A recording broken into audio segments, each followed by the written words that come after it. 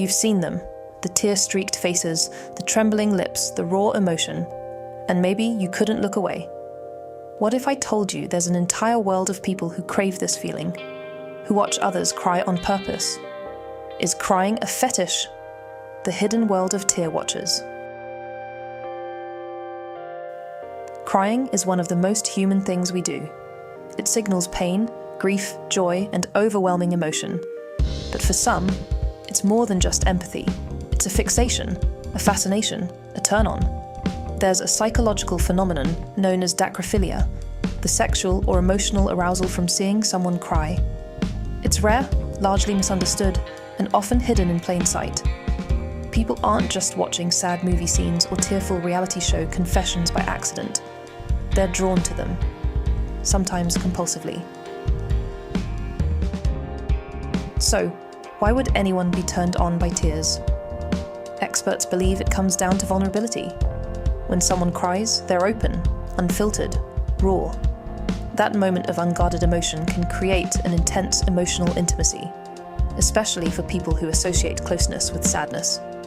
Some researchers link this to mirror neurons, which fire when we witness emotion. For people with certain psychological wiring, those neurons might respond differently, triggering comfort, control, or even arousal. Let's be clear, not all interest in crying is sexual. Some watch people cry for the same reason others watch horror movies. It stirs something deep, a safe way to feel pain. It can be a form of catharsis, especially for people who struggle to cry themselves. But like any fetish, it has a spectrum. Some use consensual crying scenarios in relationships, while others blur ethical lines, especially when it comes to real-world suffering.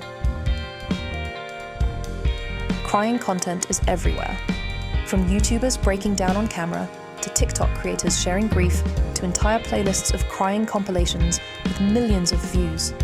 There are forums, Reddit threads, and even private Discord groups where people trade videos of emotional breakdowns, some consensual, some questionably sourced. Some describe feeling relief, others say it helps them connect. But a few admit it's more than just emotional. Can empathy and arousal coexist? That's the uncomfortable question Dacryphilia forces us to ask. Is it about comforting someone? Or is it about seeing someone unravel?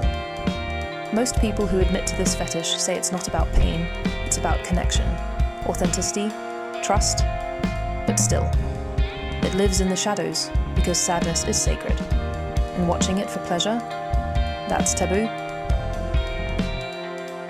Crying connects us. Whether you're moved by it, fascinated by it, or even turned on by it, one thing is clear. Tears are more than just water. They're signals, they're stories, and for some, they're something much deeper. So, what do tears mean to you? Share in the comments below.